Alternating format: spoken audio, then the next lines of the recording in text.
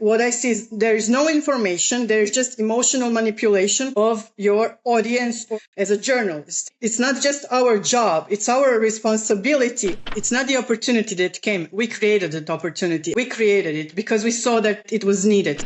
Those are huge area of human existence that's just ignored or misinterpreted. I don't think it would be that people are ignoring it on purpose. I think that they're just not aware that this exists. And that's why we have to talk about it, especially the journalists. Welcome to the Metautism podcast, where we're diving into the vibrant world of autism and championing inclusive education and employment. Join us as we explore innovative strategies, share inspiring stories, and analyze groundbreaking initiatives that celebrate differences and advocate for a future of equal opportunities. Let's get started. Hello. How are you?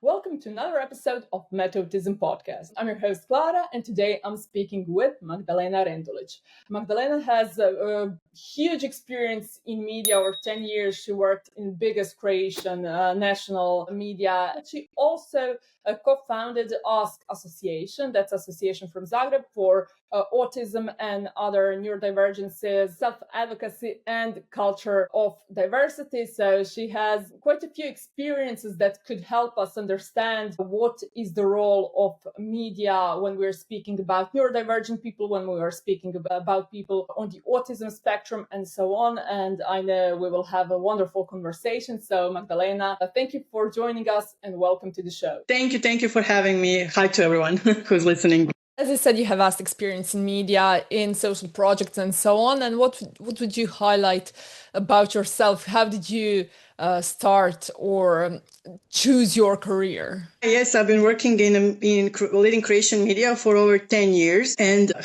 I was editor and journalist on news sites. And while exploring some topic that wasn't related to autism, I don't know what the topic was. But while I was exploring that topic, I came a book that was written by a dad of an autistic child, and his perspective was that, like, him being a parent of an autistic child is him being a victim of life. And for the first time, I saw in the comments of actual autistic people telling him, "Why are you doing this? You're not doing any good to your child, and you obviously do not understand anything." And that's when I realized, oh my God, I don't understand anything, because all that is given to me in media is just inspo porn and just the victimized parents, the parents who are victims of autism and their children. And I thought, like, that cannot be true. There is a other side to the story.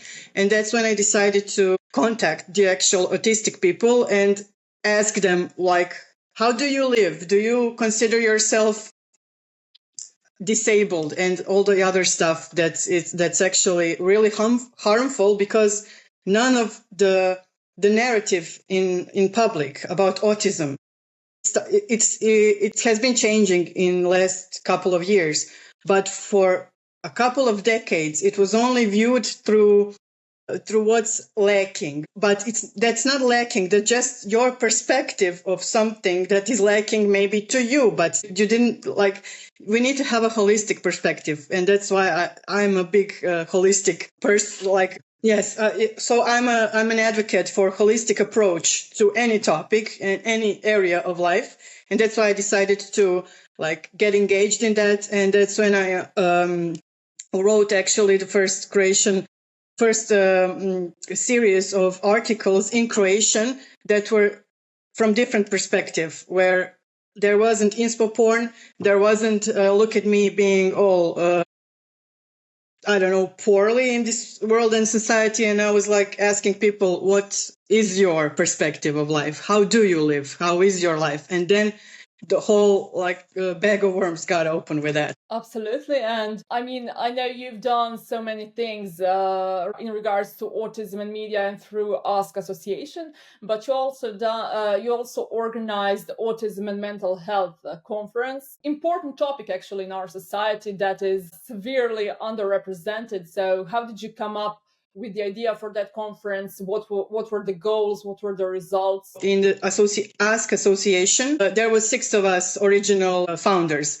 And the idea of conference was actually the idea of psychologist Maja Bonačić from Center Coralina, while she was one of the founders that left the association.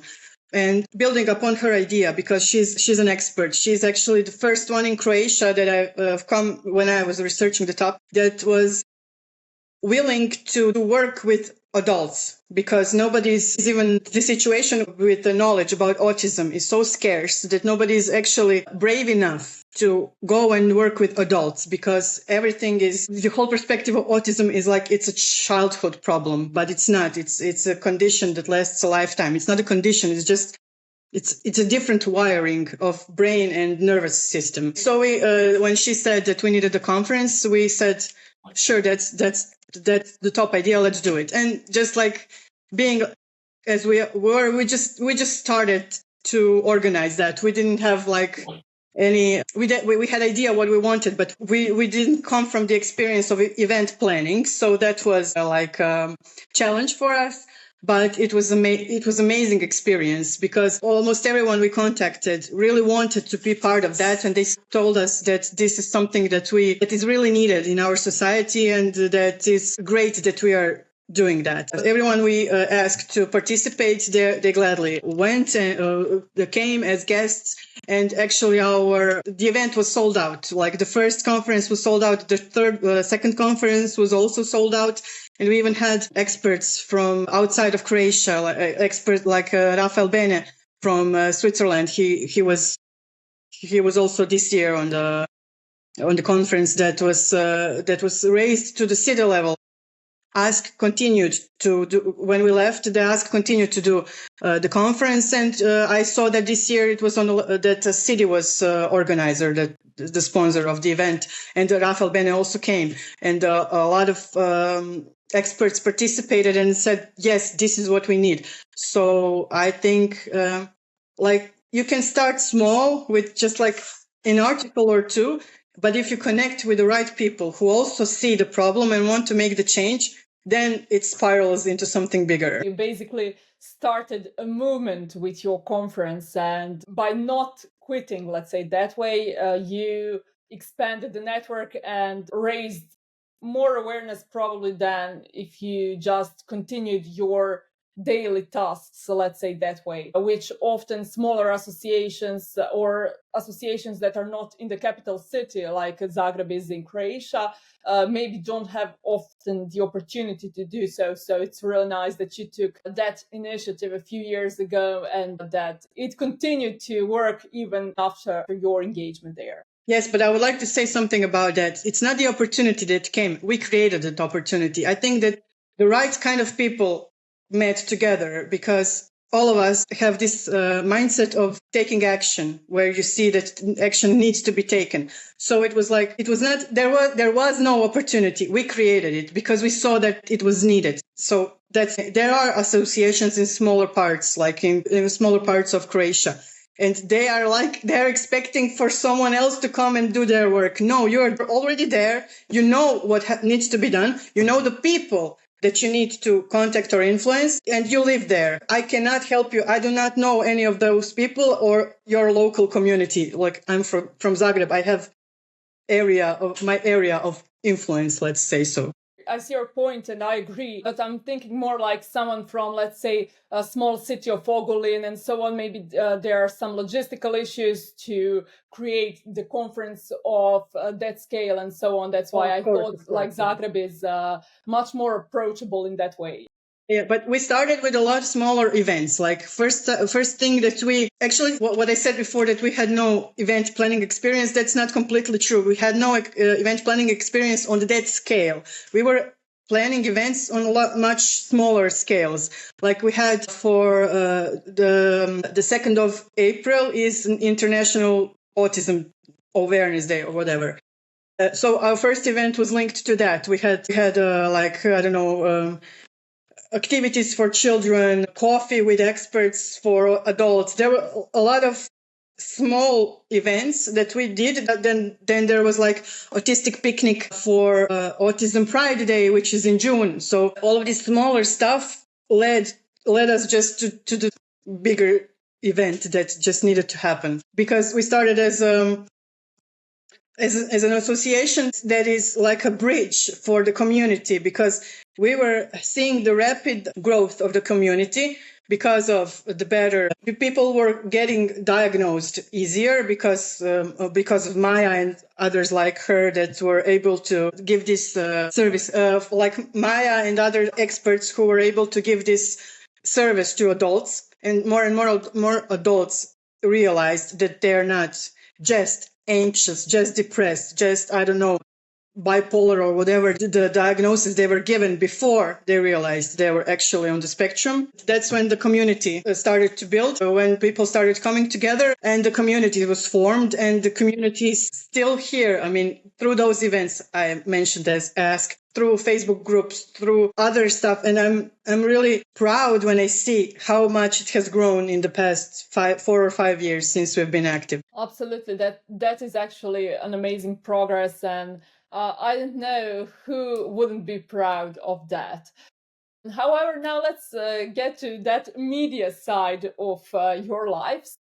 Can we just maybe discuss in general about empathy in media? Do you think there's enough of empathy, not only in media, but also when we're speaking about readers or viewers and so on? Because unfortunately, there can be some mean comments on social media left on the media sites and so on. What do you think about that? I was in media, and I'm a journalist.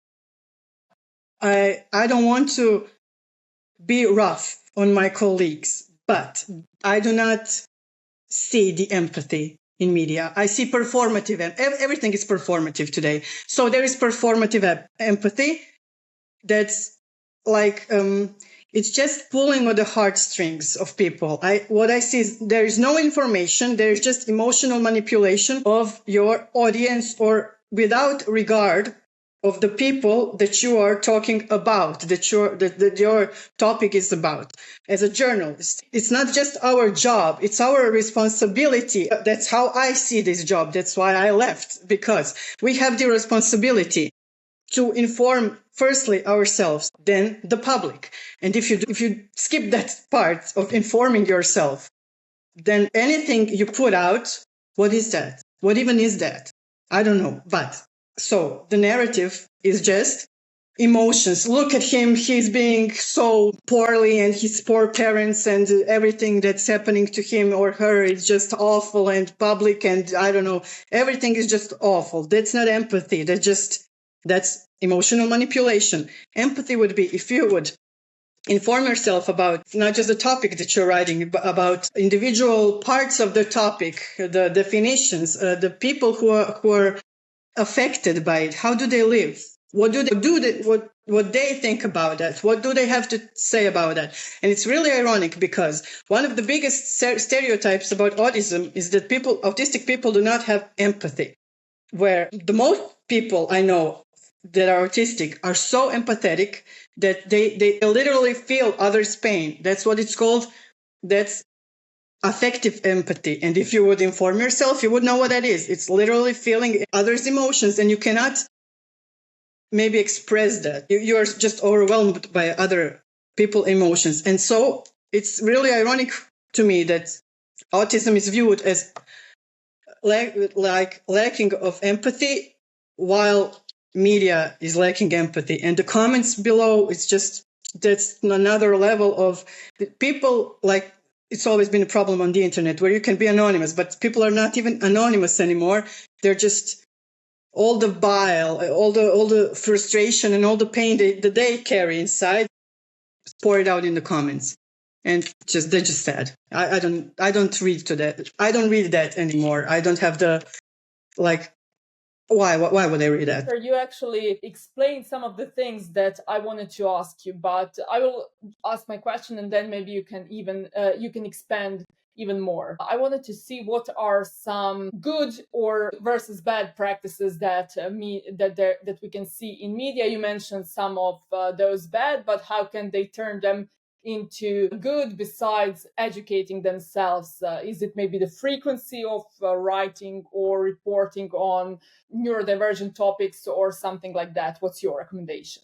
Well, I don't know about the frequency anymore, because today you have like every minute there is something new and important, and it's not. So that's not the way to do it. I don't think so. But the narrative, the change of narrative, for me, that's the biggest, because the words we say and the language we use shapes our world, shapes our reality, shapes everything around us. And if you think about yourself as lazy, that's something really negative, and it will negatively impact your self-respect and your mental health in the end of the day. But if you understand you're not lazy, you have, I don't know, executive dysfunction. Everything has, it's not diagnosis. It's not just like you have an explanation for everything and you get to be like whatever you want to be. No, that's information that's really critical for me to understand myself and to better accommodate myself. I'm not lazy. I have this, and I will approach that problem on my own terms, in my own way. And if you think I'm lazy, and if you keep telling to me I'm lazy, then you can, go somewhere else. I will not have you in my surroundings. So that's why I think that's what's the most important part for that. And do you think maybe a different approach to journalists' education could help in that area? Well, yeah, it should be. It's hard to, get already like a seasoned journalist to go and change his or her perspective. It should start in college, I think. Let's say when I was in college level, more than a decade ago, there was this there was a class about nonverbal communication. That was the title of the class, and where we learned about how certain like nonverbal cues and what their meaning was. And to me, it made no sense to me, because like I felt that huge chunk of understanding of the real world and the people is missing from that class, because everything was presented through this narrow lens it cannot catch everything that is. So let's say we learned that if a woman is playing with her hair, that is definitely seduction. But no, it's stimming. If you're an autistic woman and this is your stim, you don't care what any man that's in your surroundings in that moment thinks about your hair. You're just doing that because, I don't know, something is in your shoe and you cannot handle that, or I don't know, electricity is too loud, or the light is just stabbing my eyes and I just have to do something to calm myself down. That's big chunk that's missing from the education of that was education for journalism. But those are huge area of human existence that's just ignored or misinterpreted, or it's I don't think it would be that people are ignoring it on purpose. I think that they're just not aware that this exists. And that's why we have to talk about it, especially the journalists. Can we maybe also talk about some maybe touchy topic, and that is disinformation in media space? For example, a couple of months ago, USA President Donald Trump mentioned or said that mothers who use Tylenol for during their pregnancy are the reason their children are on the spectrum, which is completely false, since there is no research to confirm that. But since he is a big public figure, lots of media shared that information and caused quite a havoc in families, in communities, and so on. What do you think about that?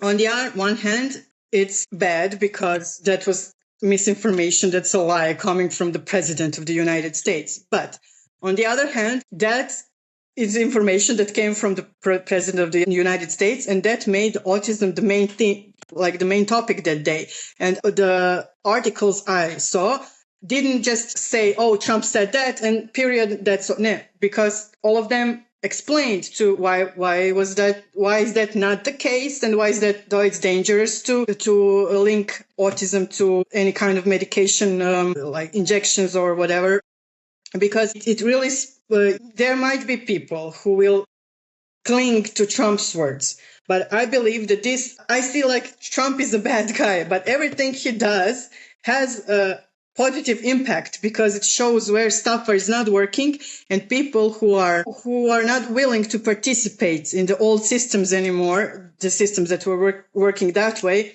are saying, no, that's not right. That's not right. That you cannot say that.